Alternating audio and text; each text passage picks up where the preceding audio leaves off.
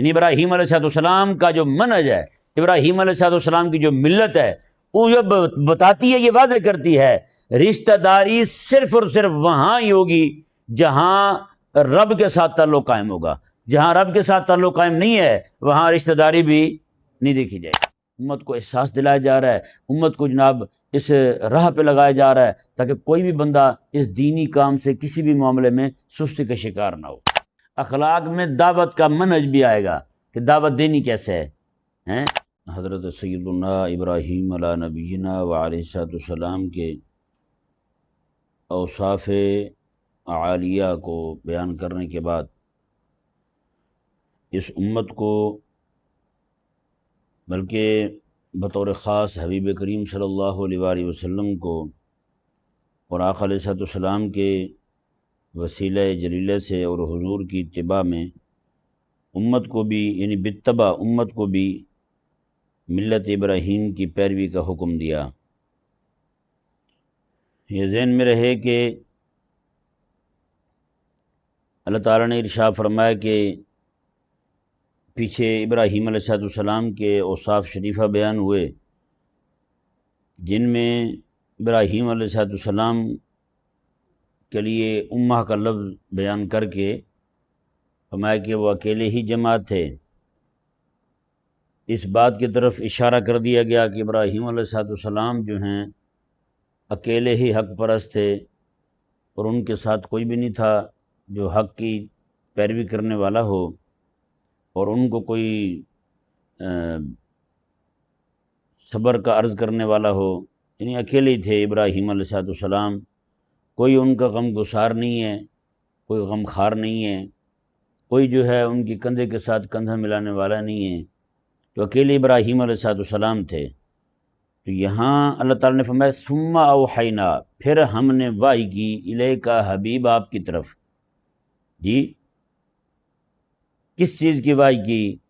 ان اتبع ملت ابراہیم حنیفا، کہ آپ ابراہیم علیہ السلام کی ملت کی پیروی کریں، حنیفہ جو حنیف تھے، یعنی ہر باطل سے بیزار تھے۔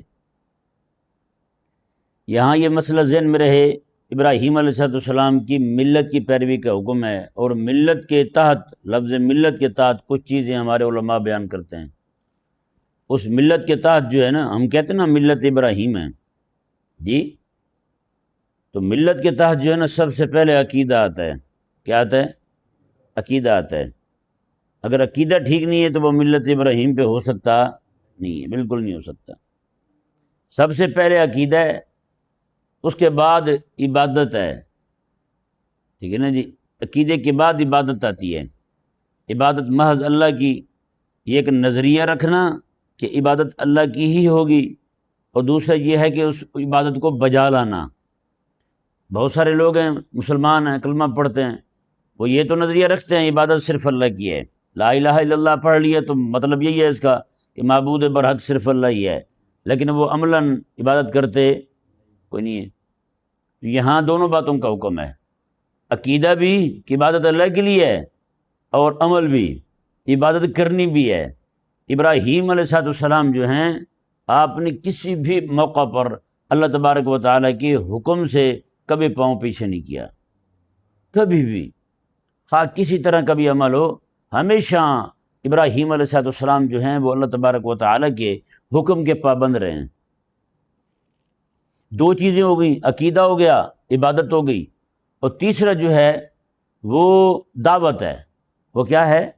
وہ دعوت ہے۔ حضرت سیدنا ابراہیم علیہ نبینا علیہ السلام جو ہیں، آپ اللہ تبارک و تعالیٰ کی توحید کی دعوت لے کر کے ملکوں پہنچے۔ سمجھا ہے نا جی؟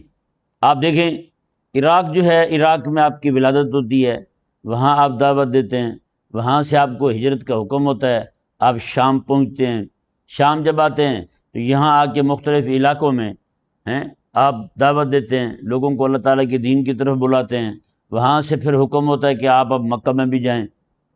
جی ان کو آپ دیکھتے ہیں، اس وقت یہ مختلف علاقے تھے، آج بھی یہ مختلف علاقے ہیں، مختلف بلکہ ملک شمار ہوتے ہیں، ایک ملک شمار نہیں ہوتا۔ عراق کہاں ہے، شام کہاں ہے، اور مکہ کہاں ہے؟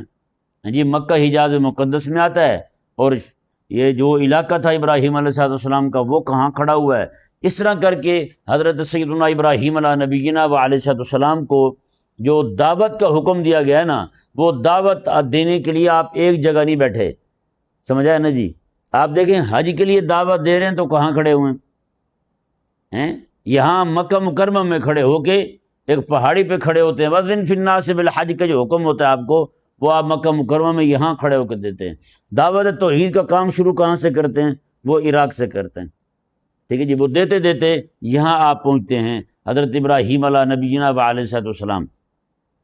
چوتھی شے جو اس یعنی ملت کے تحت آتی ہے، وہ آتی ہے اخلاق۔ وہ کیا آتی ہے؟ وہ اخلاق آتے ہیں، ٹھیک ہے نا جی۔ ایک تہذیب بھی آتی ہے، جی، تہذیب بھی اسی کے دائرے میں آ جاتی ہے۔ تو تہذیب جو ہے، آپ دیکھیں مثال کے طور پہ کتنی ساری چیزیں ہیں جو ابراہیم علیہ السلام سے ہی شروع ہوئی ہیں۔ 10 چیزیں تو میرے آقا علیہ السلام نے شمار کروائی ہیں۔ حضور نے فرمایا کہ یہ 10 چیزیں تمہارے ابا حضور حضرت ابراہیم علیہ السلام کی سنت میں سے ہیں۔ بالوں کو کاٹنا، ناخنوں کو تراشنا، جی، اور ختنہ کرنا، یہ چیزیں جو ہیں یہ ساری کی ساری حضرت سیدنا ابراہیم علیہ نبینا و علیہ السلام سے آ رہی ہیں۔ تو اور ابراہیم علیہ السلام چوتھی شے جو ہے وہ بیان کی اخلاق۔ کیا؟ اخلاق۔ اخلاق میں دعوت کا منہج بھی آئے گا کہ دعوت دینی کیسے ہے۔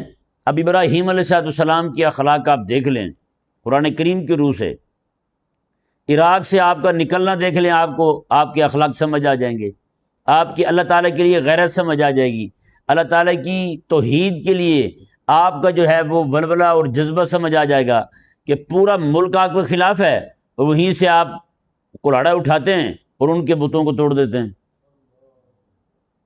ہاں جی، کلاڑا اٹھا کے ان کے بتوں کو توڑ دیتے ہیں۔ اور مزیداری والی بات ہے، وہاں سارے مشرک یہ اعتراض کرتے ہیں کہ ہمارے ہی ملک میں رہ کے ایک وہ جو پبلک پراپرٹی تھی اس کو نقصان پہنچایا ہے ابراہیم علیہ السلام نے۔ لیکن ابراہیم علیہ السلام کیا فرماتے ہیں؟ آپ فرماتے ہیں یہ ملک کسی کے ابا کا نہیں ہے، یہ ملک میرے اللہ تبارک و تعالیٰ کا ہے، تو میں اپنے رب تعالیٰ کا وفادار ہوں، تو میں جہاں چاہوں گا میرے رب تبارک و تعالیٰ کے ساتھ دشمنی ہو رہی ہوگی، دشمنی پنپ رہی ہوگی، دشمنی سر اٹھا چکی ہوگی، میں اس رب کی دشمنی کو مٹانے کی کوشش کروں گا جتنا مجھ سے ہو سکے گا۔ سمجھ آیا نہیں سمجھ آیا؟ یہاں جو ہے یہاں بڑے بڑے کافروں کے مجسمے بنائے جاتے ہیں، اور کوئی مسلمان غیرت دینی غیرت ایمانی سے ہیں جی مجبور ہو کے اس پتلے کو توڑ دیتا ہے، اس مجسمے کو توڑ دیتا ہے، پھر جو اس کے ساتھ ہوتا ہے آل نمرود جو کرتی ہے وہ پھر دنیا دیکھتی ہے۔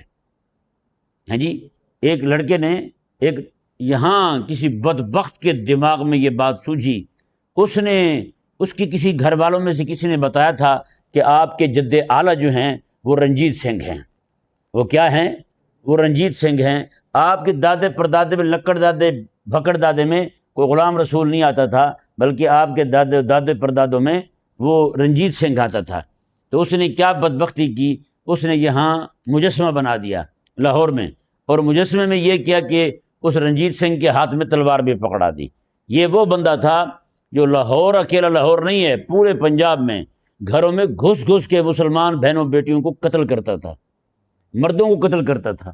یہ اس کے کارنامے تھے، اس کے کالے کرتوت آپ دیکھ لیں، آپ حیران رہ جائیں۔ یہ رنجیت سنگھ کانے کے دجال کے، تو اس نے بہت ظلم کیا ہے۔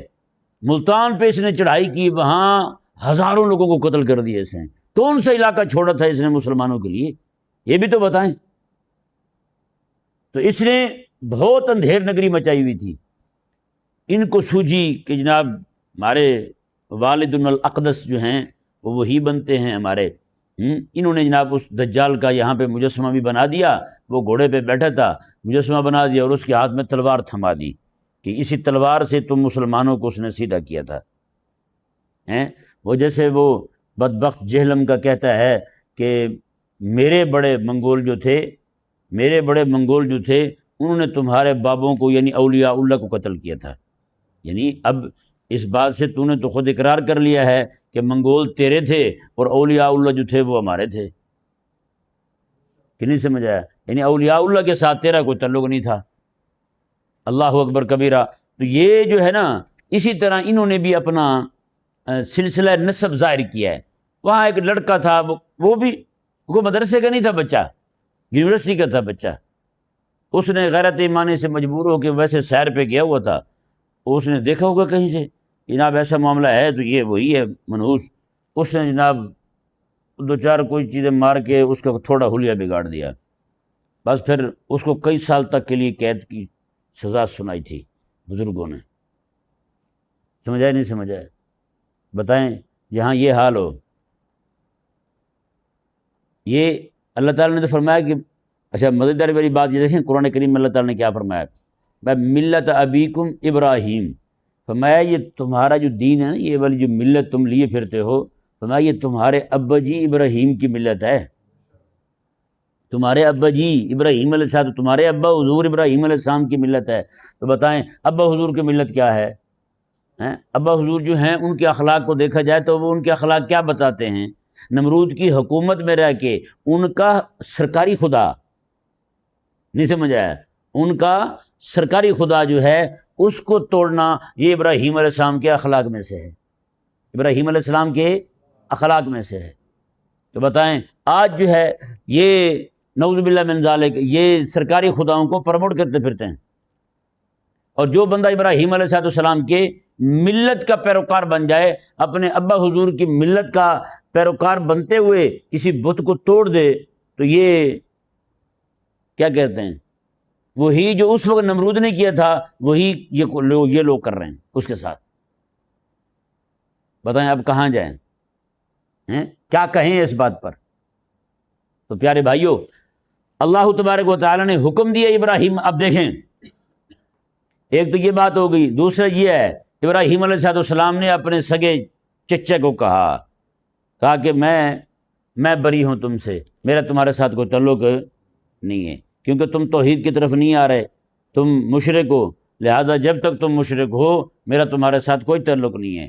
یعنی ابراہیم علیہ السلام کا جو منہج ہے، ابراہیم علیہ السلام کی جو ملت ہے، وہ یہ بتاتی ہے، یہ واضح کرتی ہے رشتہ داری صرف اور صرف وہاں ہی ہوگی جہاں رب کے ساتھ تعلق قائم ہوگا، جہاں رب کے ساتھ تعلق قائم نہیں ہے وہاں رشتہ داری بھی نہیں دیکھی جائے گی۔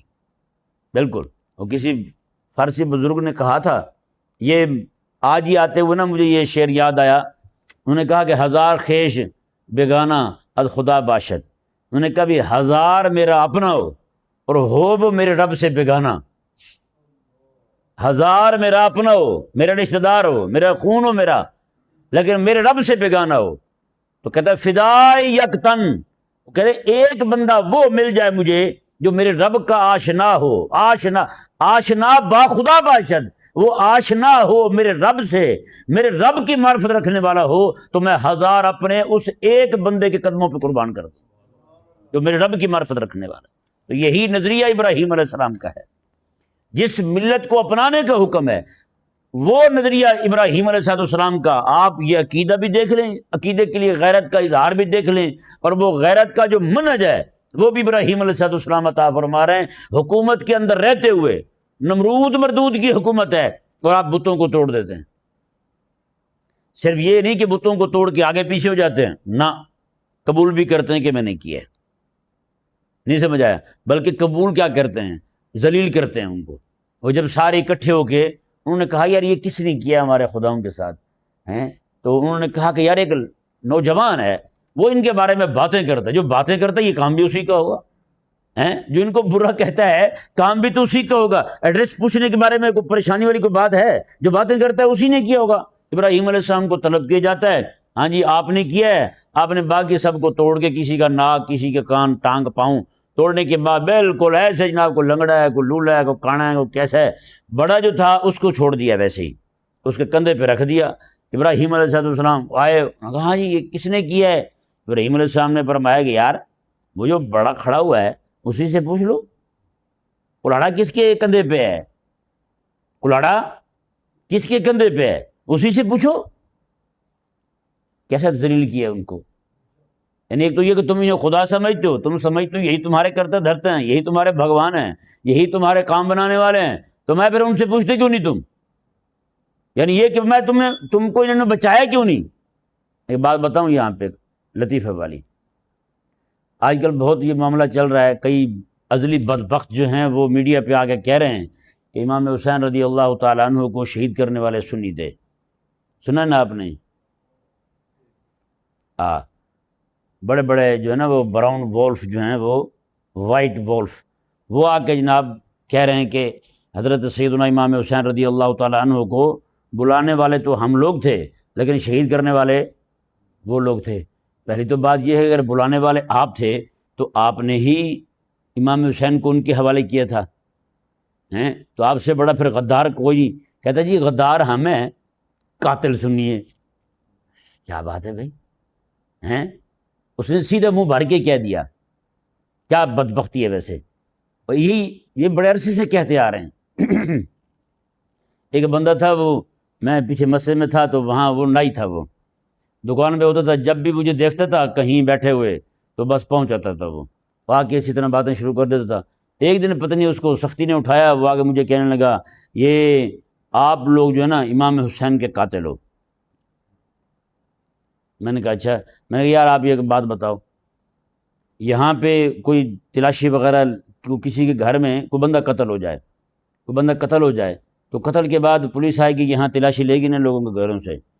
کہتے لے گی۔ تو میں نے کہا جس کے گھر سے اوزار نکلیں گے وہی قاتل ہوگا نا، نہیں سمجھ آیا؟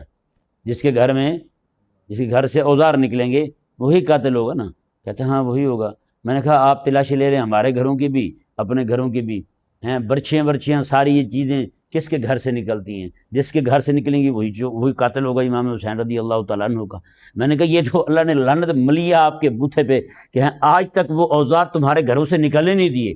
اہل سنت کو اللہ تبارک و تعالیٰ نے اتنی بڑی دلیل دی ہے، اور بھئی جس کے گھر سے اوزار نکلیں گے نا، یہ تھوڑی ہے بھی ایک بندہ کسی کو گولی مار رہا ہے اور پستول اسی کے پاس ہے اور پکڑا کوئی اور جائے، یہ ہوتا ہے؟ ایسا نہیں نہ ہوتا۔ جس کے پاس اوزار ہوتا ہے قاتل وہی ہوتا ہے۔ میں نے کہا بھی آج تک اوزار تمہارے گھر سے نکلے کو نہیں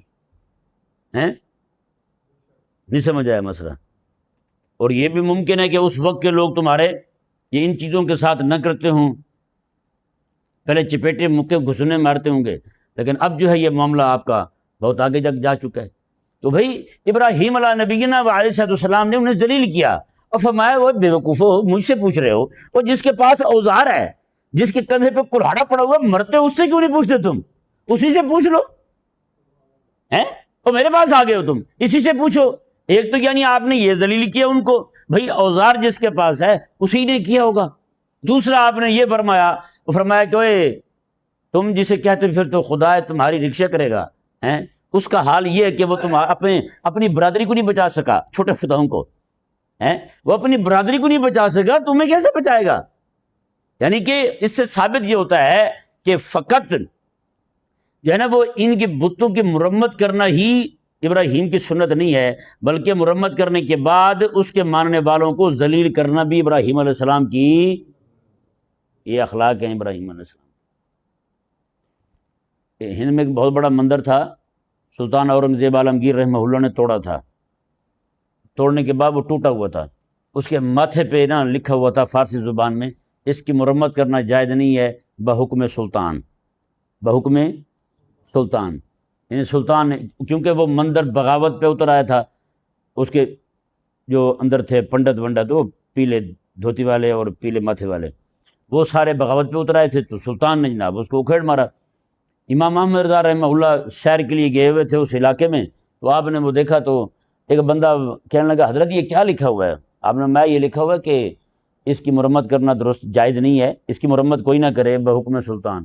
تو اس نے کہا جی یہ کیوں کہا ہے؟ انہوں نے کہا جس کی اورنگزیب مرمت کر دیں اس کی بھی مرمت کی ضرورت رہتی ہے پیچھے بلا، یعنی کہ آپ نے تو مرمت اور کہا، وہاں مرمت اور لکھا ہوا تھا کہ اس کو بنانا جو ہے نا وہ یعنی تعمیر کرنا درست نہیں ہے، یعنی آپ نے اس کو یعنی کہ مزید ذلیل کیا اس کو، یعنی جس کی اورنگزیب عالمگیر مرمت کر چکے ہوں تو اس کی مرمت کی ضرورت پھر نہیں رہتی۔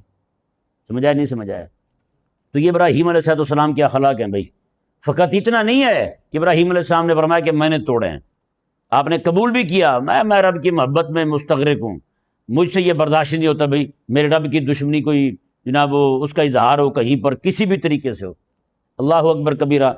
حضرت سیدنا ابراہیم علیہ نبینا علیہ السلام کا منہج دیکھیں، آپ پورے علاقے میں رہ کر کے آپ کی کسی حاکم سے نہیں بنی، کسی حاکم سے نہیں بنی، کسی چودھری سے نہیں بنی۔ اس کا مطلب یہ کیا ہے؟ اس کا مطلب یہی ہے کہ ابراہیم علیہ السلام کا منہج یہی ہے، اگر قوم باطل پرست ہو تو ان کے ساتھ بنا کے رکھنا جائز ہے۔